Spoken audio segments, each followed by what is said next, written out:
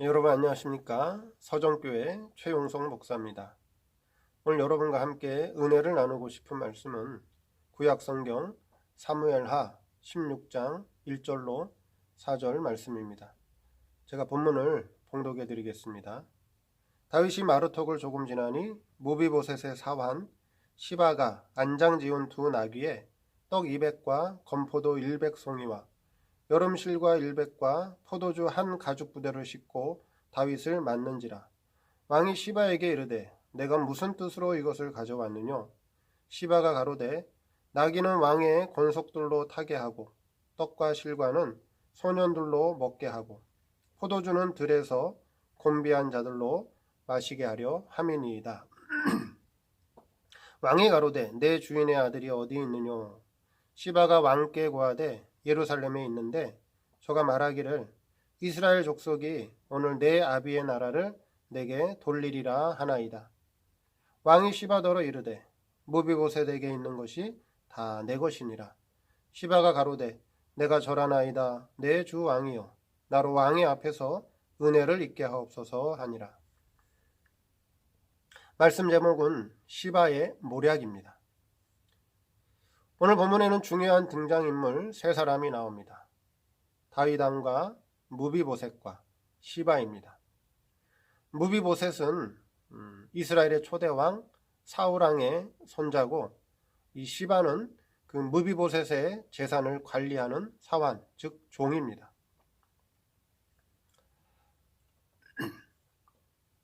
다윗이 압살롬의 반역으로 예루살렘을 떠나 피난길에 오르고 있는 장면이 오늘 본문에 잘 나와 있습니다. 다윗은 피난길로 인해서 여러 가지 고난과 궁핍함을 당하고 있는데, 이러한 다윗에게 무비보셋의 종 시바가 여러 종류의 음식과 물품으로 다윗을 대접하는 장면이 나옵니다. 피난길에 오른 다윗을 대접하는 시바의 행위는 어떠한 행위이며 그 결과는 무엇인지 이 시간에 살펴보고자 합니다. 첫째, 피난을 떠나는 다윗입니다. 다윗이 그의 아들 압살롬의 반역을 피해 예루살렘을 떠나 기드론 시내를 건너 광야로 나가는 것은 하나님 편에 서 있는 다윗, 진리 편에 서 있는 다윗이 고난받는 것을 보여주며, 계시적으로는 우리 예수 그리스도께서 고난받고 핍박당하는 것을 상징합니다.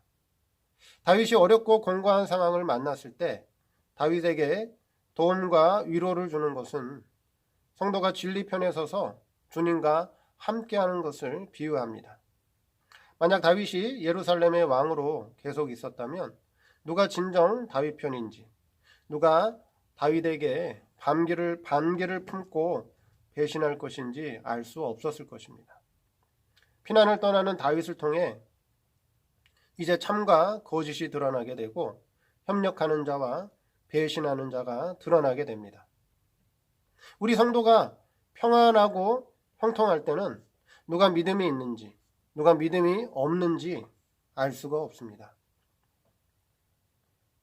환난이 오고 역경이 와봐야 진정 누가 믿음의 사람인지, 누가 믿음을 가장한 거짓된 믿음의 사람이었는지 드러나게 된다라고 하는 것입니다.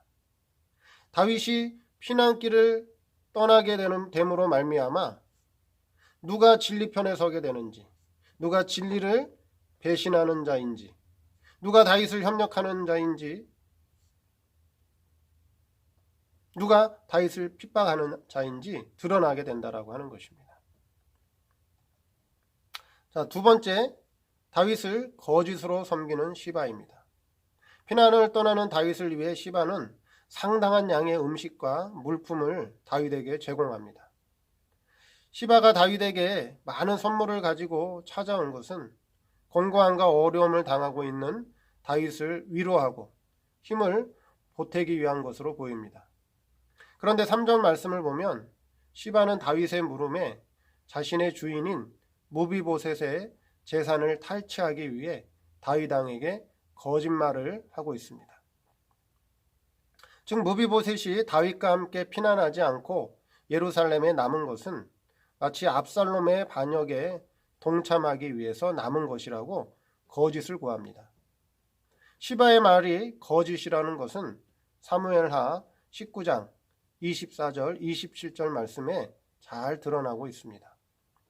그러면서 시바는 다윗에게 상당한 물품을 주고 있지만 시바는 다윗을 진실한 마음으로 위로하고 돕기 위해서 섬기는 것이 아니라 자기 주인의 재산을 속여서 탈취하기 위한 모략이었던 것입니다.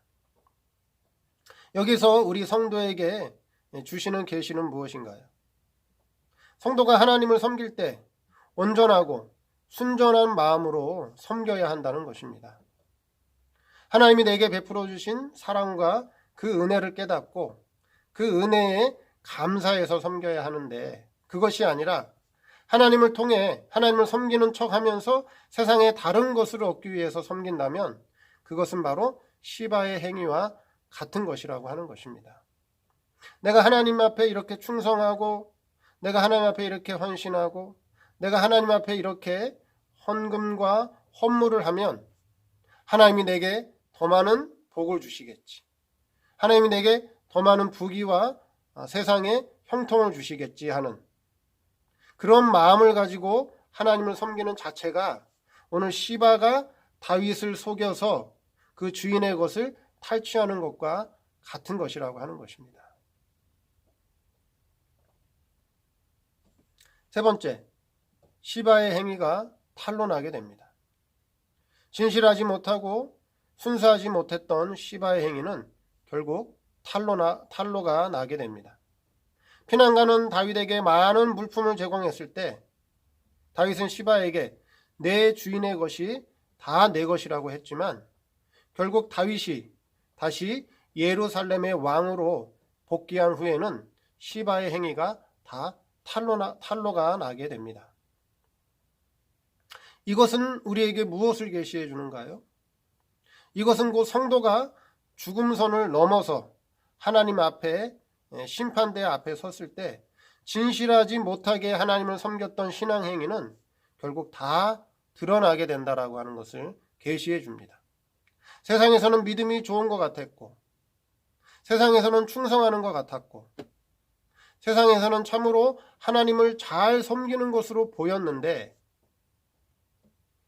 이제 만왕의 왕이신 우리 예수님이 영원한 아버지 나라의 왕으로, 그 다음에 심판주로 나타났을 때, 우리가 죽음선을 넘어서 그 앞에 섰을 때 진실하지 못했던 신앙행위는, 시바와 같은 그 신앙행위는 결국 다 드러나게 된다라고 하는 것을 우리에게 계시해 줍니다. 그러므로 우리 성도는 하나님을 섬길 때, 교회에 충성할 때 어떠한 마음가짐을 가지고 하나님을 섬겨야 하는지, 우리가 어떤 신앙을 가지고 하나님을 찬양해야 되는지 이 말씀을 통해서 잘 알 수 있다는 것이죠. 진실하지 못한 신앙행위, 하나님과 거래하는 신앙행위, 내가 하나님 앞에 이만큼 충성하고 헌신하면 하나님이 내게 더 많은 것으로 복주겠지 하는 다른 마음을 가지고 하나님을 섬기는 행위는 결국 다 드러나게 된다라고 하는 것입니다. 그에 반해서 무비보셋은 어떤 신앙을 가지고 있나요? 우리는 성경 사무엘하 19장 28절에서 30절 말씀을 보면 시바와 달리 무비보셋의 순수한 신앙이 잘 드러나 있습니다. 제가 성경을 봉독해 드리겠습니다. 사무엘하 19장 28절 30절 말씀입니다. 내 아비의 온 집이 내 주 왕 앞에서는 다만 죽을 사람이 되지 아니하였었나이까. 그러나 종을 왕의 상에서 음식 먹는 자 가운데 두셨사오니 내게 오히려 무슨 오름이 있어서 다시 왕께 부르짖을 수 있사오리까. 왕이 저에게 이르되 내가 어찌하여 또 내 일을 말하느냐. 내가 이르노니 너는 시바와 밭을 나누라. 무비보셋이 왕께 고하되 내 주 왕께서 평안히 궁에 돌아오시게 되었으니 저로 그 전부를 차지하게 하옵소서 하니라. 무비보셋은 뭐라고 고백을 하죠? 왕이 평안히 궁으로 돌아온 것으로 저는 만족하고 기쁩니다. 저는 그 재산 필요 없습니다. 저는 그 밭 필요 없습니다. 그거 시바가 가지게 하세요. 저는 왕이 내 곁에 있는 것만으로, 제가 왕 곁에 있는 것만으로도 저는 만족하고 감사할 따름입니다. 그게 바로 무비보셋이 다윗을 섬기는 순수한 마음이었던 것입니다. 우리 성도는 하나님을 섬길 때 순수한 마음으로, 온전한 마음으로 하나님이 내게 베풀어 주신 그 은혜와 은총을 깨닫고 감사한 마음으로 섬겨야 되는 것이지, 무엇인가 하나님과 거래하는 신앙으로, 장사하는 신앙으로 하나님을 섬긴다면 그 신앙은 오래 가지도 못할 뿐만 아니라 그 신앙은 결국 하나님의 심판대 앞에서 다 드러난다라고 하는 것을 우리에게 계시해 줍니다.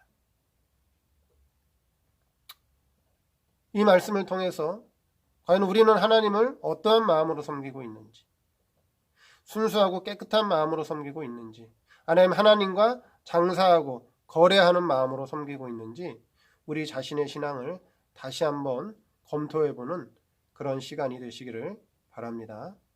감사합니다.